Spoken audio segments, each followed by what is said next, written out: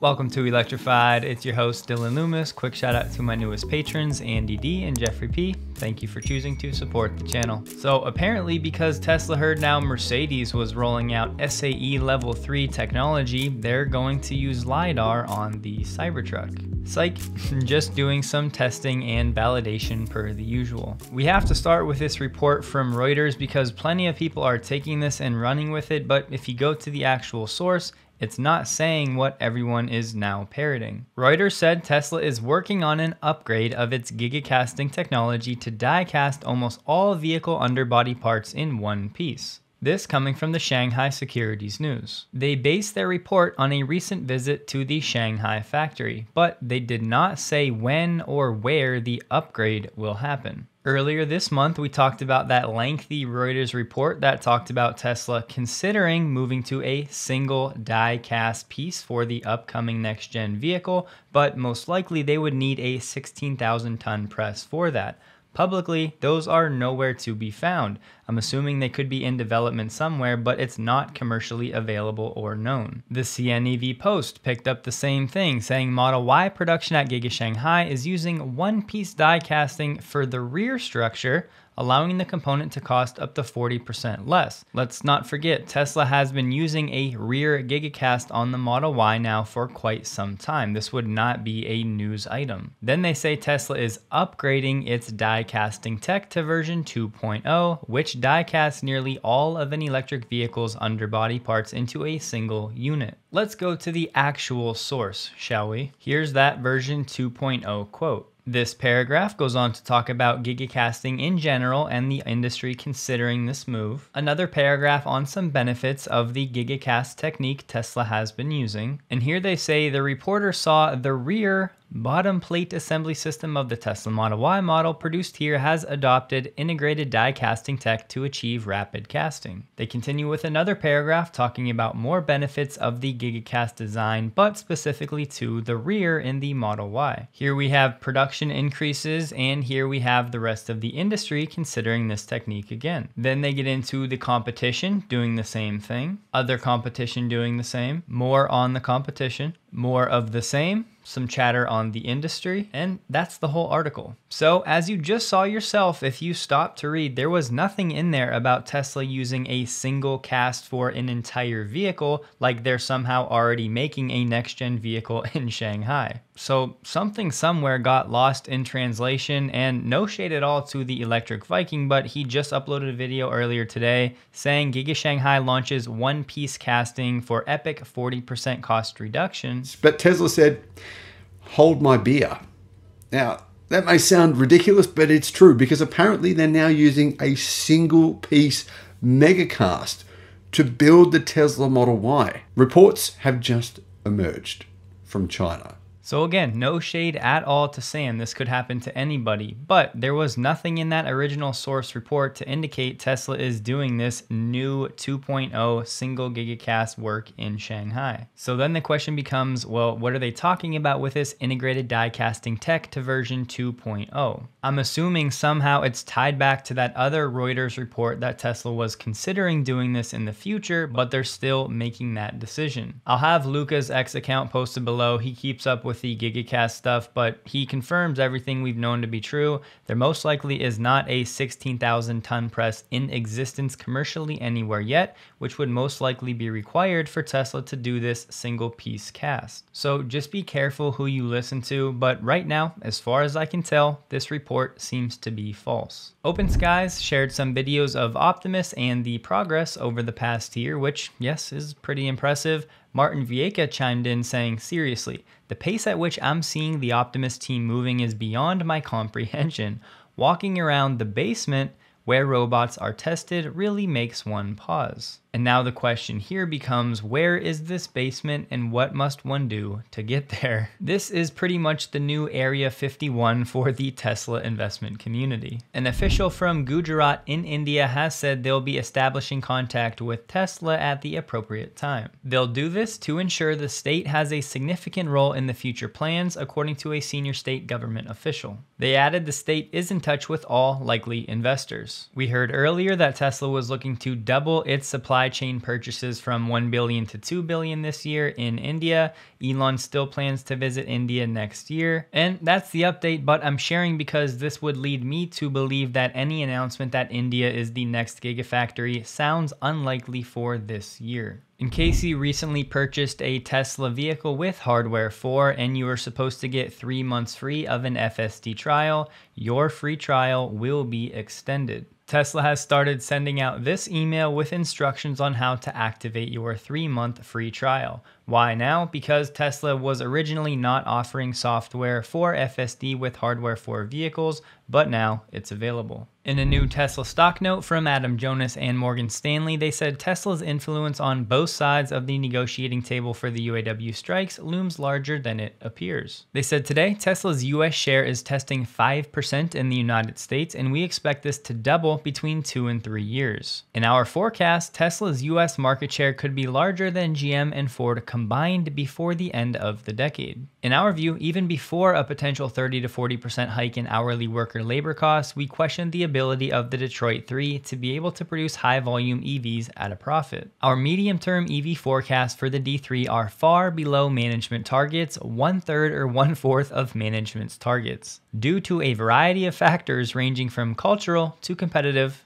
to cultural, which I thought was pretty funny. Even if the D3 had parity with Tesla on labor cost, we don't see a path to profitability at scale in EVs without unusual levels of taxpayer support or other significant strategic changes. From Reuters, they did an analysis of US EV sales data for the first 6 months of 2023, and they found few EVs outside of the Model Y and the Model 3 are selling at high enough volumes to support a full-scale assembly plant. Could this be part of why legacy OEMs are now backing off some of their initial EV ambitions? On a brand-by-brand basis, Tesla outsold its next 19 competitors by 10 to 1 or more during the first half. What's that they say? A picture is worth 1,000 words. Well, in this case, this picture is worth billions of dollars. Through the first 6 months in the US, Tesla 325.2 thousand vehicles, Chevy second place 34.9 thousand, followed by Ford, Hyundai, Rivian, and BMW. I just went ahead and added up the 19 competitors in red on this chart, and this was the total, 214.5 thousand. So all of these brands combined could only muster up 66% of Tesla's sales through the first 6 months in the United States. It's not very often you get a second chance to define a segment. And to do it all over again makes this car really the best Model 3.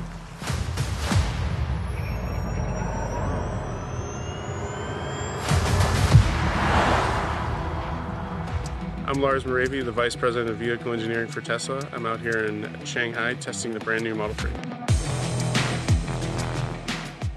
We're out here testing the stability, road noise, wind noise. Of course, it's raining, so a lot of wet handling. We're looking for the overall vehicle's composure, and we're trying to make a great car. The biggest thing we wanted to do was kind of increase the size under the curve of the customer happiness. One of the things we did for that is we actually put the dual pane glass that we have implemented on the current Model 3 in the windshield and the front door glass into the rear door glass and the backlight. And what that does is create a cabin isolation feeling where you're the only one on the road. So even though cars are passing you by at high speed, you don't really hear them. Okay. We've added, new shock absorbing technology called frequency selective damping, which really improves the ride while maintaining the handling. Not only is it more performant, but it's also funner to drive and rides better at the same time. It's the kind of car I always wanted.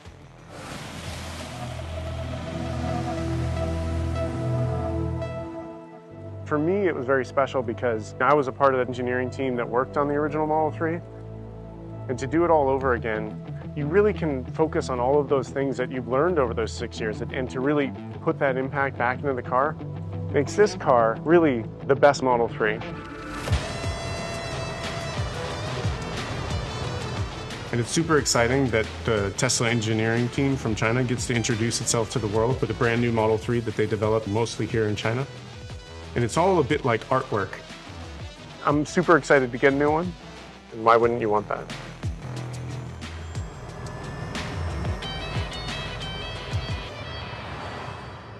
Awesome video, and I thought it was very interesting that it sounds like most of this redesign and the engineering was done by Shanghai's engineering team, which would certainly in part explain why we're not going to see this vehicle manufactured in Fremont for a few months. We got the Q3 report from Cox Automotive for the US auto market, and we have red lights for interest rates and borrowing costs, no surprise, but September of this year we have interest rates at 5.33%, up over 2% the same time last year. And the average new auto loan rate in September has been 9.6%, up from 7.1% last year. The top 3 factors holding back business: interest rates, the economy, and market conditions. However, from Q2 of this year to Q3 of this year, inventories have been increasing. And for Q3 of this year, EV sales are expected to make up 8% of the overall auto market. Looking at brand share, we know Tesla's numbers are only going to go down, but they're still maintaining 60% of the EV sales in the United States. Everyone else still fighting for scraps, and nobody else has a market share over 10%. The top 3 states for the EV share of retail sales: California, 23%, Washington, 16%, and New Jersey, 10%.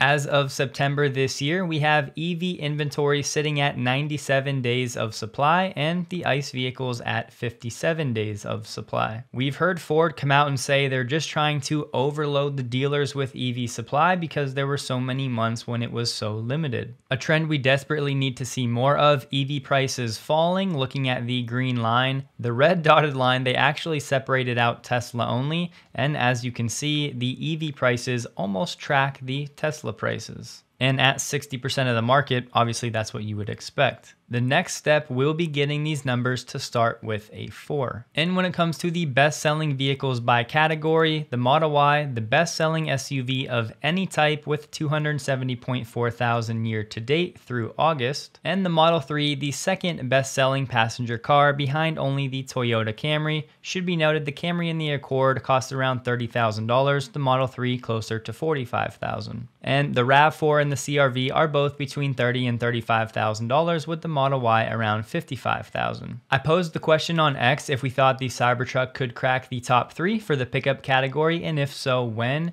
Doing the math, the Ram pickup is doing about 36,000 units per month, which annualized is about 445,000. We've heard Elon and Tesla mention 375,000 a year for the Cybertruck, but that was a pretty loose comment, and he said they'll make as many as people demand. So roughly, Tesla might have to do 500,000 Cybertrucks per year to crack the top 3 if things don't change dramatically. And according to a recent study, 83% of people think new vehicle ownership is out of reach, citing the vehicles are not affordable. So maybe Elon was right after all. I'll have this full report linked below. Here we have some interesting analysis from AJ, who has teamed up with Brad and the guys over at Rebellionaire. In the blue, we have the global automotive free cash flow by year, and it's for these companies listed down here, which make up over 95% of global passenger sales. Then in the red, we have Tesla's free cash flow numbers. Free cash flow can be affected by one-off, so we have to keep that in mind, but I really just wanted to highlight looking at the global automotive free cash flow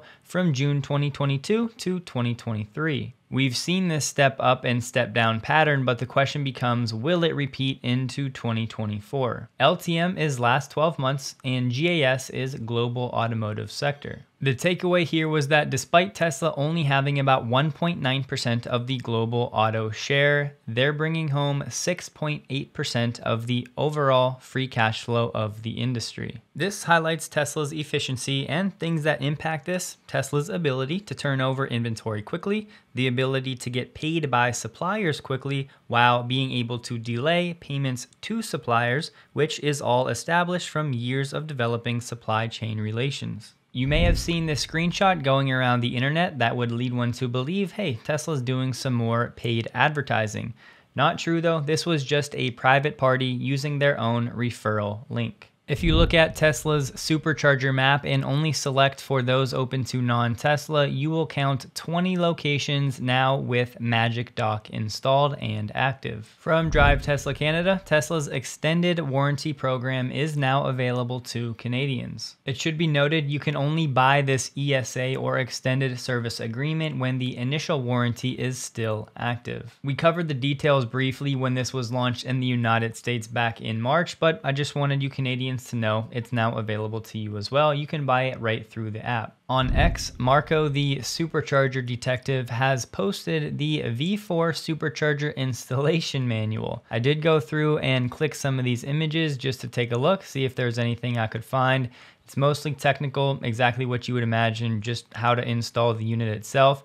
You do get certain images seeing inside the unit, like so, but personally I did not take much away from these documents. Either way, I'm going to have this thread linked below if you want to check it out on your own. We've heard a fair amount of Gigafactory announcements for North America over the past year, and now Benchmark is saying a lot of these projects are being delayed. They cited challenges ramping up capacity, the actual costs for factories being higher than initially anticipated, chemical spills at certain factories leading to investigations, and postponed construction of certain factories. I thought this was important context that actual battery companies are having challenges building these gigafactories in the United States, whether it's a labor shortage or specialized labor shortages. The fact that Tesla is still building out its 4680 supply becomes even more impressive. And while I think it's been slower than a lot of people had hoped, this is not some easy task. In a separate article today, Benchmark said rare earth magnets are unlikely to be substituted anytime soon, saying their properties make them difficult to reduce or substitute without lowering performance in end-use applications. There are, of course, other uses for rare earth permanent magnet motors outside of EVs, but if Tesla can pull this off with its next-gen drive unit eliminating these rare earths, it's again not a small feat. From Auto News, after Unifor and Ford in Canada struck a deal, now their next target is GM. The Unifor deal with Ford barely passed, getting 54% of votes, and it needed a majority. The Ford deal with Unifor is for 3 years, so they're locked in until September 20th, 2026. So with that deal done, Unifor is now shifting its focus, and as of yesterday, they said they're at the table with GM. From Auto News, we have Mercedes-Benz looking to launch its Drive pilot that they're calling Level 3 in California and Nevada Q4 of this year. This $2,500 software will initially be available in a limited number of Mercedes EQS sedans. If you need a quick refresher, here are the first 4 levels of SAE. 3 is going to be the car can take control, but then the driver has to be ready to take back control when the car says it needs help. Technically, Tesla's system is level 2, and operators like Cruise and Waymo would be at level 4. Level 5, full-on robotaxi anywhere, anytime. Drive Pilot uses radar, lidar, cameras, ultrasound, and moisture sensors to provide data on road conditions to the vehicle computers. BMW is planning to bring a similar technology to its 7 Series sedan in Germany this year. Meanwhile, Volvo and Audi tried to do something similar, but they abandoned those plans once they figured out they needed to untangle legal, regulatory, and safety challenges around level 3. But let's talk about the restrictions of this Mercedes system. Only on the highway, you have to be following another vehicle, 40 miles per hour maximum, so it's really only for stop and go traffic. No interchanges, no inclement weather, no flashing lights in the vicinity, daytime only, cannot change lanes. I can kind of do anything I want in the car, provided that I stay in the seat and provided that I can kind of get a read on my face. So things you can't do. Can't sleep, can't lean the seat back like you're going to sleep, can't leave the front seat, but everything else pretty much is kind of fair game. Now, built into the infotainment system in this EQS here are things like a web browser, are things like mini games, and also YouTube. So if I really want to, I can actually go down here while Drive Pilot is on. I can turn on this system. I can activate YouTube. There are games and things. We're going to go to apps here, and we're going to play Shuffle Puck.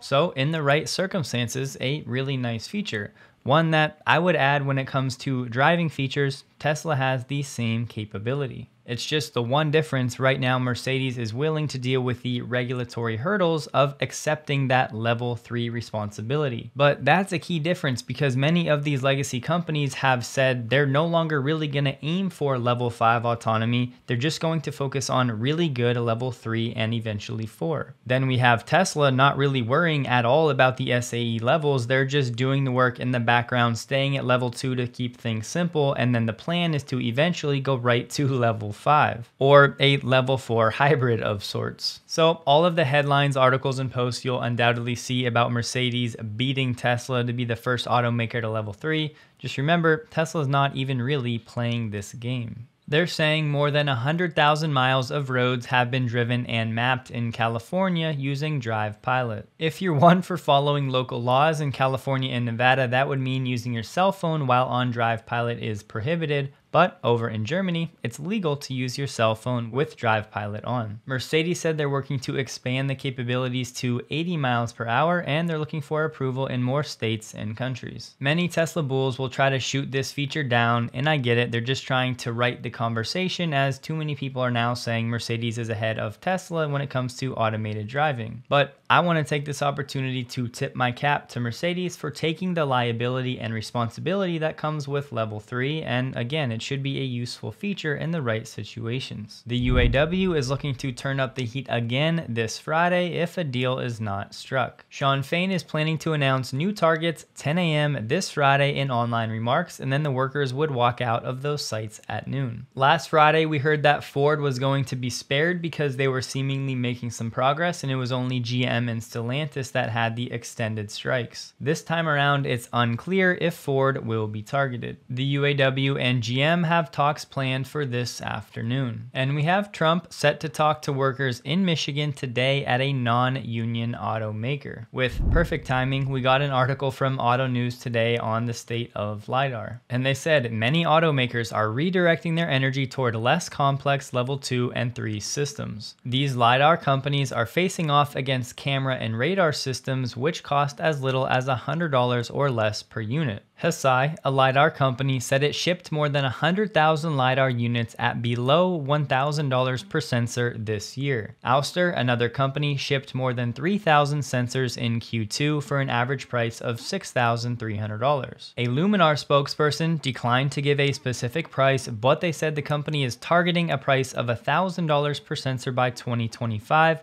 and a production capacity of 250,000 by the end of this year. As I alluded to, a chief engineer at Ford said, rather than trying to shoot for the moon, maybe we can still do something that's very effective and pleasing for our customers with a little bit more limited target in mind, rather than aiming for level 4. I thought that was a great glimpse into the current cost of Lidar, anywhere between $1,000 and $6,000 roughly. From Auto News, now we have some folks from the House of Representatives asking for documents for Ford's battery factory, and they threatened Farley to make him testify before Congress. They said Ford's ongoing refusal to provide substantive responses raises serious concerns regarding the licensing agreement with CATL. The lawmaker said if Ford does not disclose records sought previously by October 6th, we will consider other means to obtain the documents, including compulsory process or insisting you appear before Congress to publicly explain your failure to comply. Ford responded saying they answered multiple congressional letters and thoroughly responded to questions and shared detailed info about Ford's work to strengthen domestic battery manufacturing,